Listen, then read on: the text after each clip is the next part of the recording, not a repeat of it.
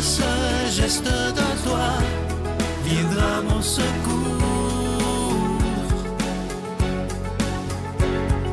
Viens semer dans mon âme le grain de l'amour. Je traverse un désert et je meurs de soif. Montre-moi le mystère qui garde la foi. Bonjour, bienvenue à votre émission La Victoire de l'amour en ce mercredi 8 novembre 2023. J'espère que vous allez bien chez vous et que ce début du mois de novembre avec la baisse de luminosité ne vous porte pas trop d'ombrage, on va dire ça comme ça.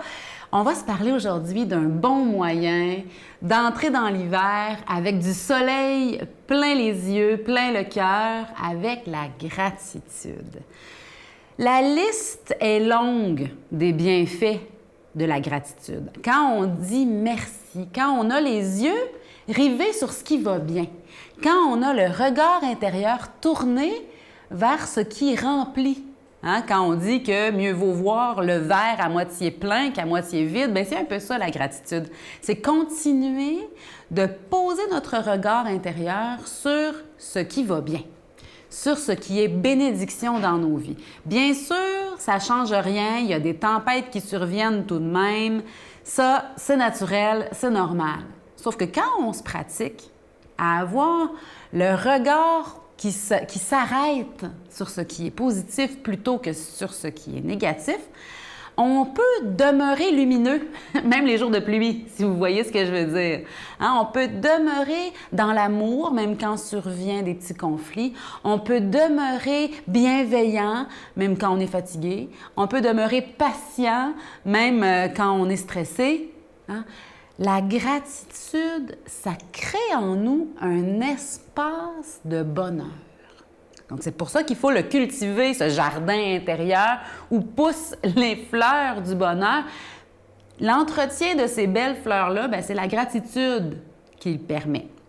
Donc, la gratitude, dire merci. Bien, merci mon Dieu, oui, il y a telle chose qui ne marche pas, mais il y a telle chose qui va bien aussi. Tu sais.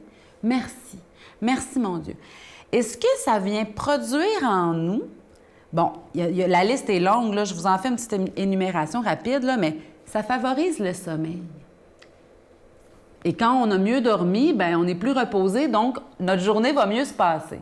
Donc, la gratitude, dire merci, ça diminue le stress et l'angoisse aussi.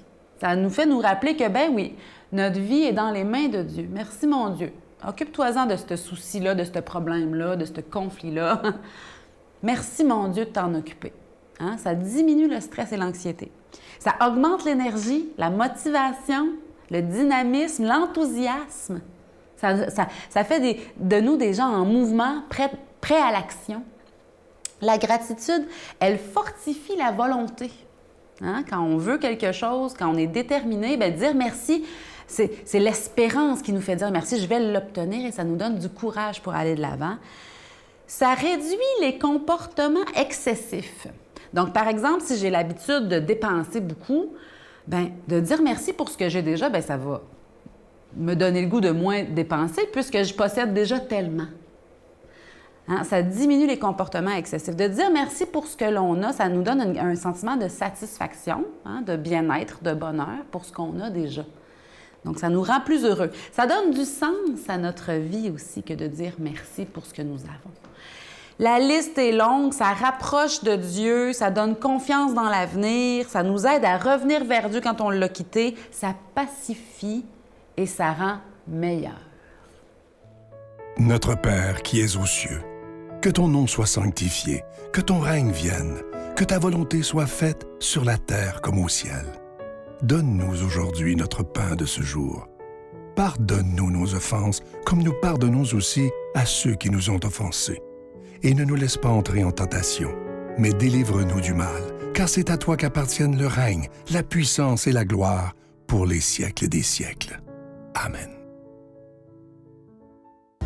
La Victoire de l'amour vous invite à venir vivre des moments inoubliables en Italie en compagnie du Père Michel Marie, Christine Michaud, Miguel Padilla et Sylvain. Nous visiterons Venise, Padoue, Florence, Sienne, Assise et Rome, la ville éternelle. Célébration eucharistique avec le Père Michel Marie. Nous assisterons aussi à l'audience générale avec le pape François au Vatican, du 2 au 13 juin 2024, avec Spiritour au 514-374-7965 ou 1-866-331-7965.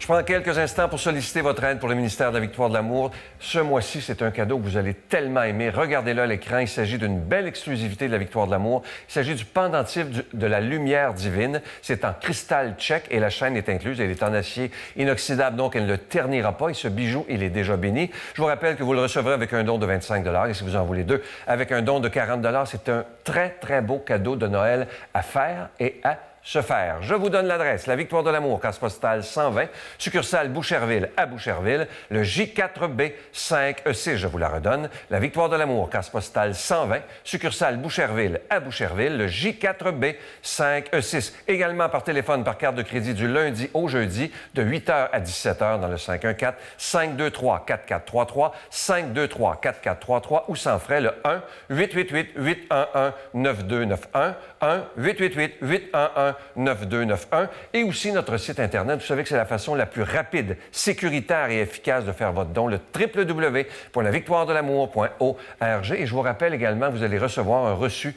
pour fin d'impôt. Et évidemment, je vous rappelle ce cadeau, ce pendentif de la lumière divine, c'est en cristal tchèque et la chaîne, elle est incluse. Je vous rappelle qu'à la demande générale, la croix de l'espérance, vous l'avez tellement demandé qu'on en a commandé d'autres.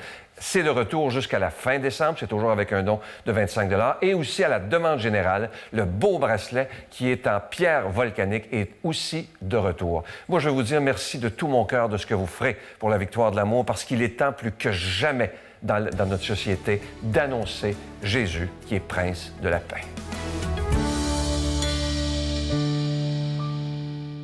Mon Dieu, donnez-moi la sérénité d'accepter les choses que je ne peux changer, le courage de changer les choses que je peux et la sagesse d'en connaître la différence. Amen. On rejoint maintenant pour son homélie à Paris le Père Michel Marie.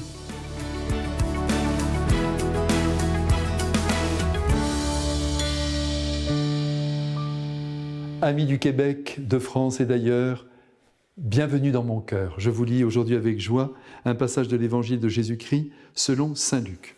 En ce temps-là, de grandes foules faisaient route avec Jésus. Il se retourna et leur dit « Si quelqu'un vient à moi sans me préférer à son père, sa mère, sa femme, ses enfants, ses frères et sœurs, et même à sa propre vie, il ne peut pas être mon disciple. Celui qui ne porte pas sa croix pour marcher à ma suite ne peut pas être mon disciple. Quel est celui d'entre vous qui, voulant bâtir une tour, ne commence par s'asseoir pour calculer la dépense et voir s'il a de quoi aller jusqu'au bout ? Car si jamais il pose les fondations et n'est pas capable d'achever, tous ceux qui le verront vont se moquer de lui. Voilà un homme qui a commencé à bâtir et n'a pas été capable d'achever. Et quel est le roi qui, partant en guerre contre un autre roi, ne commence pas par s'asseoir pour voir s'il peut, avec 10 000 hommes, affronter l'autre qui marche contre lui avec 20 000. S'il ne le peut pas, il envoie pendant que l'autre est encore loin une délégation pour demander les conditions de paix. Ainsi donc, celui d'entre vous qui ne renonce pas à tout ce qui lui appartient ne peut pas être mon disciple. Quel évangile, mes frères bien-aimés! Nous voilà donc avertis. Ceux qui veulent suivre le Christ de plus près doivent empoigner la croix de tous les jours et, j'oserais dire, à chacun la sienne. Mais oui, suivre le Christ, je le dis sans détour, c'est épouser sa vie.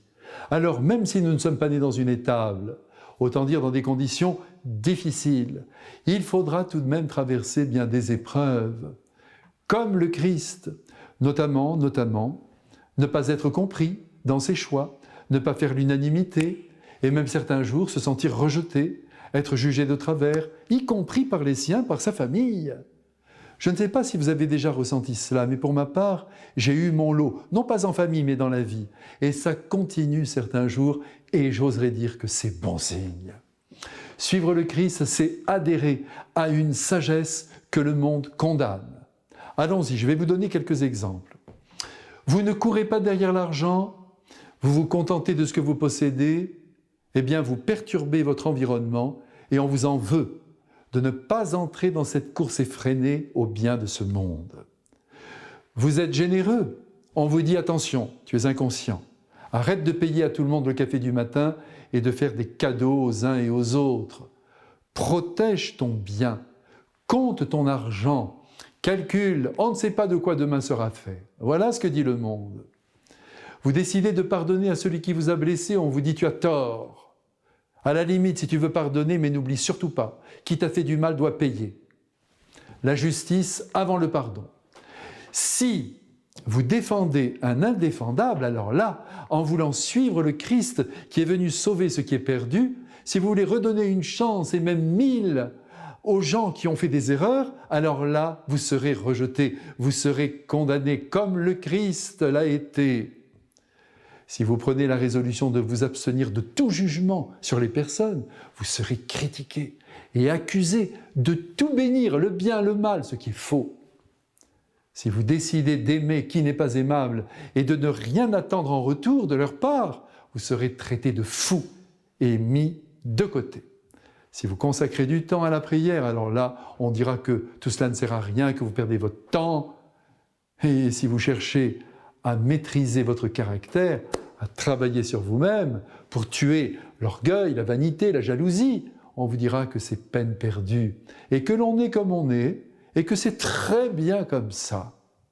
Et si par malheur, vous ouvrez votre porte aux malheureux, le monde vous dira que vous exposez votre vie, que vous prenez des risques inutiles et on ne vous comprendra pas tout simplement. Et voilà le mécanisme, parce que le cœur humain étant fait pour aimer, pour partager, vous culpabilisez sans le vouloir tous les égoïstes de la terre, car vous leur mettez sous les yeux ce qu'ils devraient être. Et voilà planté sur votre chemin la croix du Christ. Aussi, avant de décider d'être chrétien et de vivre des préceptes évangéliques, il faut bien réfléchir, comme le roi qui, avant de partir en guerre, se demande s'il a un nombre suffisant de soldats pour remporter la victoire. Ou comme l'architecte, ce sont les exemples du Christ, qui, avant de bâtir sa tour, se demande s'il a l'argent pour l'achever un jour. Le Christ fait bien de nous mettre en garde. Donc, la conclusion s'impose. Qui veut le suivre ne manquera pas de souffrir, comme lui, en particulier d'incompréhension. Alors, courage, et redisons-nous les uns aux autres que rien n'est plus beau que de ressembler à notre Christ, quel qu'en soit le prix. Et maintenant, je le lui demande qu'il nous bénisse tous, nous qui sommes volontaires à l'amour. Amen. Je vous salue Marie, pleine de grâce. Le Seigneur est avec vous. Vous êtes bénie entre toutes les femmes, et Jésus, le fruit de vos entrailles, est béni. Sainte Marie, Mère de Dieu, priez pour nous pécheurs, maintenant et à l'heure de notre mort. Amen.